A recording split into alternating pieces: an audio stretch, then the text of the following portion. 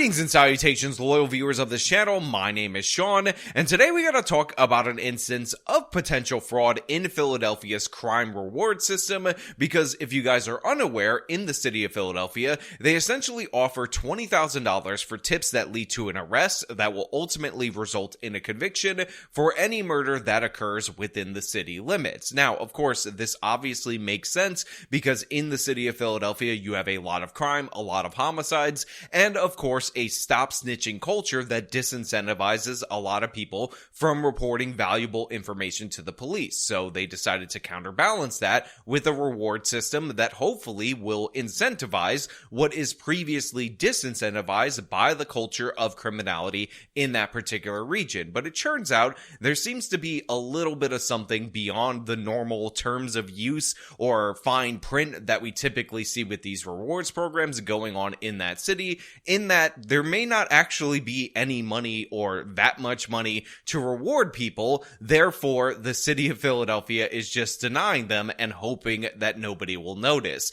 Now, before we get into people not getting their money for turning in murderers, let's talk about you giving me money via actualjusticeword.com/join.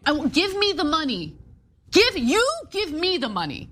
Okay? Yeah, Tracy. Well, the city offers reward money of varying amounts depending on the type of crime someone submits a tip for. The only disclaimer provided is that the tip has to lead to the arrest and conviction of a suspect. But one family found that even when that happened, their call to police went unrewarded. So the opening pitch of this local news segment is essentially what I laid out to you in the beginning of this. However, it is important for you guys to understand the additional information that they provided, which is, of course, that they have varying amounts of reward money depending on other crimes, and the $20,000 number is just for the homicides. Now, the reason why this is crucial for you to understand is because when you look at the budget of the reward fund, you're going to realize that the math isn't mathing. The numbers just don't add up, and obviously something suspicious is going on in the city of Philadelphia, and we're not just talking about all the regular ordinary crime within that city. We have identified Mr. Robert Davis, a 19-year-old black male, as the offender. When police announced last year that Robert Davis was the suspect in the murder of community activist Josh Kruger, Davis's family was devastated. It was heartbreaking. It was very heartbreaking. City officials reiterated the usual reward line during a news conference. As in every homicide investigation, there's a $20,000 reward for information that leads to the arrest and conviction of Mr. Davis.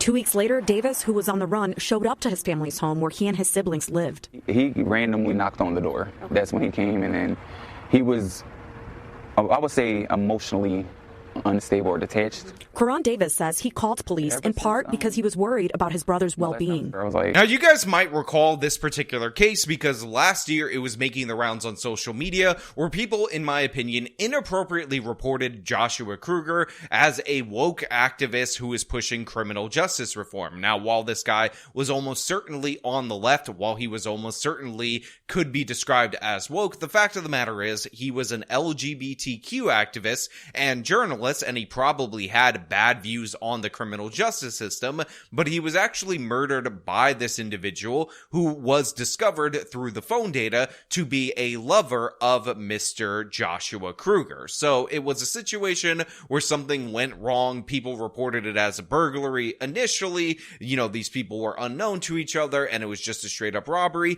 And then they tried to attach some political criminal justice related stuff to this particular case. And honestly, I just think that was incredibly unfortunate and totally unnecessary. However, setting that aside, because I'm sure somebody in the comments is going to remember this and bring it up, this was a straight up case of a murder of a suspect on the loose, and one of his own relatives, in fact his older brother, actually was the person to call the police on him. 2 weeks later, Davis, who was on the run, showed up to his family's home where he and his siblings lived. He randomly knocked on the door. That's when he came, and then he was, I would say, emotionally unstable or detached.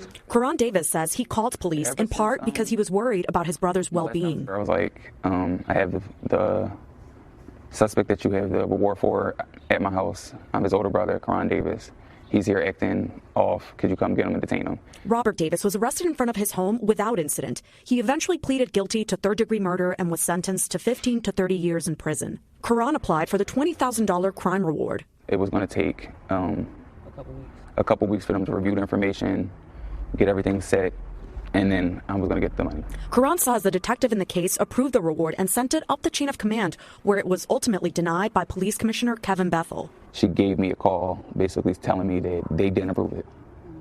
And she said they didn't give her a reason why they didn't approve it. Now look, I understand that a lot of people are going to look at the elder brother in this particular instance and have a little bit of cross feelings for him because they're going to point out that he turned on his brother, he turned him into law enforcement. But let us not forget that this person did actually murder somebody in their own home with a firearm. So it makes sense that if you see this person in your house, that you would call the police, because again, he could kill somebody else. He maybe, because he was acting erratically, could kill people within this home as well if you don't turn over what he wants or what he thinks he needs at this moment in time. And again, the whole point of this rewards program is to get people who wouldn't ordinarily call the police on somebody to do so, and this is supposed to be the positive incentive. So again, set aside the particulars of this individual case, because it's more about the principle and it's more about the fact that this funding doesn't really exist according to the budget in the city of Philadelphia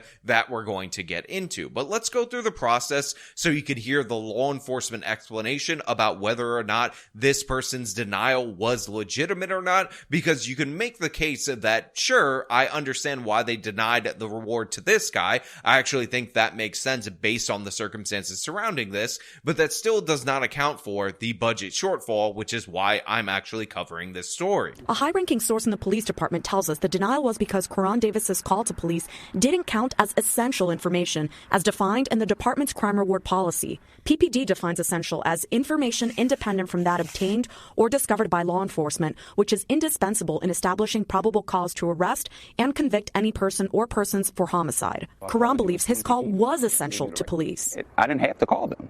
I could have just let him came here, did his little episode. Now again, this is the best information for the police on why they didn't grant the reward money, and essentially it is, listen, we actually want information and tips and whatnot, people to come forward on cases where we don't have suspects and we just need that information that is not otherwise available to law enforcement, so that way we can actually arrest somebody that we would not normally have been able to arrest under almost any circumstances, and then that would lead to the conviction. And that might be a fair justification in your mind for why this guy was denied the reward. But if you're not going to give the reward to somebody who calls in a tip on where this person is while he's at large, then why would we start this segment with a public official announcing that they will give this reward to anybody who can have information that will lead to this arrest? And of course, the term of ultimately to the conviction, if you needed them to also provide additional unique evidence that's crucial to the conviction, aka doing the job of the detectives. City officials reiterated the usual reward line during a news conference. As in every homicide investigation, there's a $20,000 reward for information that leads to the arrest and conviction of Mr. Davis. To me, it's a little bit ridiculous in my opinion, because they announced the reward to then fall back on these terms of service, because essentially nothing would have been able to meet the terms of service as laid out by what this statement says, if you understand what I mean. We do know that some crime rewards have been paid out. According to the city, between 2017 and August of 2023, these homicide cases resulted in 39 rewards for more than $500,000.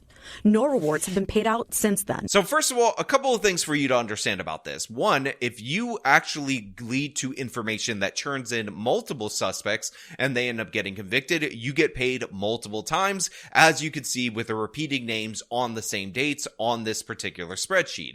Two, what you also can observe is the fact that they did pay out nearly $600,000 between 2017 and August 3rd of 2023, but as the local news highlights, there is no payments, or there have been no payments since August of 2023. And this is why I'm covering this story, because it's not about the specifics of the denial of this individual case, in my opinion. It's about the fact that Philadelphia is lying to the public, and they've been lying to the public because their budget for fiscal year 2024 has almost no money in it to pay out this rewards program. Looking at Philly's budget, the city proposed $20,000 for this fiscal year's crime reward fund. That's enough for one payout. For months, we have been requesting to speak with the police department about its crime rewards. Each time, the department declined. Yeah, you just heard that right. The budgeted amount for fiscal year 2024 happens to be $20,000, which again, if you were to pay out that reward for one murder case, there are other cases that obviously are valued at less, as we saw by the spreadsheet that was shown to us before. That would only cover one arrest and conviction of one murderer. Even if you had two murderers in the same particular case, and we've already shown that you can actually get paid twice for multiple suspects if you produce information that leads to their arrest, they would not be able to cover it. So in my opinion, the real reason the city of Philadelphia isn't paying out these cases, despite the fact that they are getting approved at lower levels and seem to be overturned at the higher level, is because they don't have the money. The fund is actually fraudulent, which to me is additionally disgusting, because what this is ultimately going to end up doing is disincentivize the very tips that you're going to want. Because now, not only are you assuming the risk of turning on a potential gangbanger and whatnot, or turning on a member of your family, but you're also not even going to get paid for it. And in fact, the system is designed for you to not be paid for it, in that the money is just not appropriated there. And we're seeing that reflected in the fact that nobody has been paid since August of 2023. We tried asking Commissioner Kevin Bethel at a recent police event. The crime rewards under your administration. The what? Crime rewards. I'm not doing that. He went on to say that his team would get back to us. Okay, because I've been trying for a couple of months. And I hear you. But everything don't resolve around you. It doesn't. I know. I've been waiting for 2 months. Yeah, but you know what? No matter, it doesn't. And so, and then you'll continue to wait. Okay, so you're not going to answer why you denied a crime reward to Karan Davis? Ms. Vargas, you've been supplied a statement. You know, I've been at this. What's the statement on that? I've been at this for quite some time, and I've never felt so disrespected. We still have not received a statement from the police department regarding Karan Davis's crime reward. Honestly, I legitimately hate these big city officials, because what a journalist is actually supposed to do is hold people accountable, get answers for the public on matters that are of interest to the public. And if you have essentially hollowed out the crime reward fund in your city, a city that is afflicted with criminality, and you're not answering questions, you're not answering through the media channels or all these other channels through email and all these different methods, it makes perfect sense for a reporter to approach you at a public event when you're a public servant in uniform and ask you those questions. And you know what? If you don't want to answer that, if you want to decline it, that's one thing. But for this guy to say that he's never felt so disrespected in his life that a reporter dareth ask him a question when he's been at this for a long time is absurd. You are running a scam. You are a police officer. How many cases of fraud have you actually initiated an arrest against, or the Philadelphia police have initiated an arrest against? And what you're running right here is a fraud. If I were to offer for somebody in my family a reward that was going to lead to the information, if, God forbid something were to happen to them, and not pay that, even though I'm a member of the victim's family, not a member of the state, not a representative of the state, I would still be liable for that. You can't do this in the United States of America, yet the city of Philadelphia is doing this time and time again, and they're hiding behind a very strict interpretation of what requires or counts as a tip, when in reality, they're also constantly promoting these rewards in order to initiate those tips, despite the fact that the tips could never meet the high burden that they're putting out. This is absurd to an impossible degree, and I would not only be questioning the police commissioner on this, but I would also be questioning the legislature, the Philadelphia City Council, who budgeted this in and essentially is having this guy deal with the results of that. But you know what? This is where I'm going to leave it. I want to know your thoughts on this whole situation. As per usual, if you like the video, show them by leaving a like, subscribe for more content, follow me on the social medias, support me via the support links in the description of this video. This has been me talking about the city of Philadelphia committing fraud, basically. Till next time.